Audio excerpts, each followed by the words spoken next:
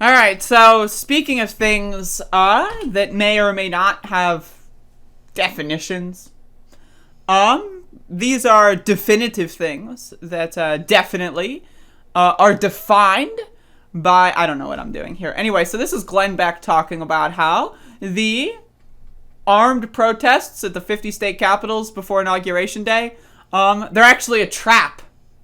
Let's watch. The idiots. Somebody thinks it's a good idea to have armed protests in all 50 capitals and the nation's capital next week. That's going to work out real well. Let me tell you this. You will be responsible for the Second Amendment being lost.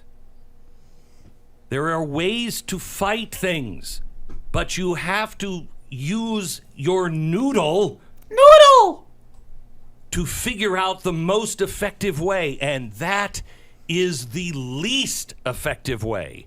As Stu said a minute ago, they're itching for you to do this. They just can't wait for you to do this.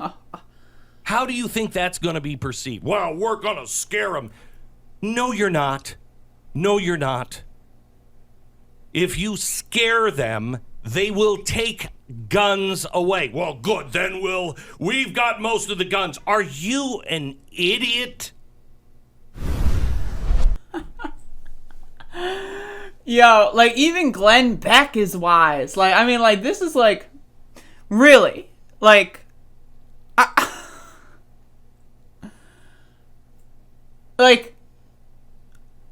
so a week ago, right, hearing about these further armed protests, I was a little bit more worried.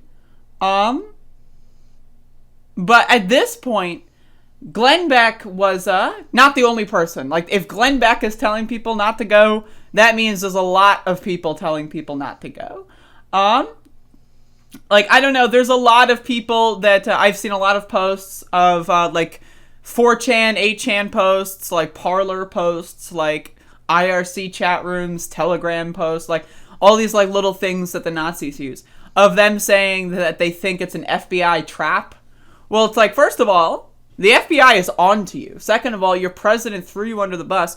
Third of all, like, okay, you're gonna, like, let's assume, right, you're going after all 50 state capitals. Let's assume you get inside of one, right? Like, then what? Well, there is no part two. You don't even know. Like, so, like, okay, you invade the capital of Wyoming. Well, then every other state's just going to, like, you know, like, hypothetically, like, if you take over the fucking government of Wyoming, congratulations, that's not gonna last long, right? So it's like, there's really no end game here. Now, again, for the short term, I think it's a good thing if these protests don't happen, or whatever they want to refer to them as. For the long term, though, what I think is very highly problematic is that you're going to be seeing a lot of people learning from the mistakes that occurred on January 6th, and you're going to see a lot of people go into hiding. I'm a lot less worried about and hey, who knows, right? Like 3 days from now, I could be eating these words, right?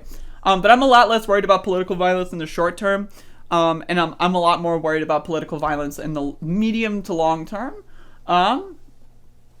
But I think it's very interesting that these people are hyping these protests up, and then Donald Trump throwing everyone under the bus.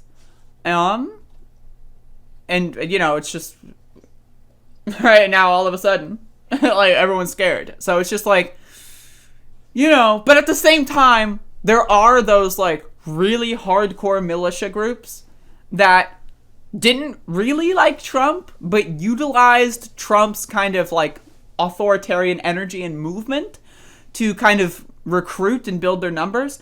But they're, like, kind of like the people that think Trump is the lesser of two evils kind of crowd. I don't know how they're going to react. I do think there's still going to be political violence. I don't think it's going to be as bad as I initially thought. But again, we'll see. We'll see how this ends. Because the next week, like this time, next week, who knows? There's really no telling of what we're going to be dealing with this time next week. But Glenn Beck is wise to it, so let's see if the other dorks can figure it out.